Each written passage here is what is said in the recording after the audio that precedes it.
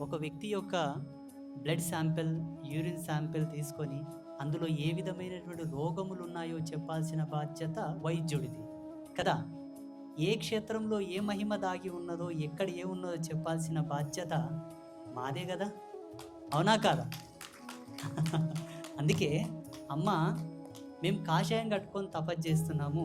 అమ్మ ఆధ్యాత్మిక, సామాజిక, జాతీయత అత్యున్నతమైనటువంటి అభ్యుదయ వాదాలు పులికిపుచ్చుకున్నటువంటి తపస్విని. ఎవరు? అమ్మ. ఇప్పుడు ఎవరి చేతిలో నా చేతుందో ఆ అమ్మ. అక్కడ గర్భాలయంలో ఉన్న అమ్మ కాదు. ఇక్కడున్న అమ్మ, నా పక్కలో ఉన్న అమ్మ.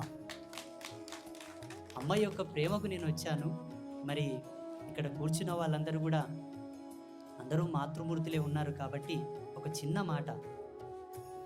మన భారతీయ ఋషుల యొక్క దర్శనాల్లో కుటుంబ వ్యవస్థకు చాలా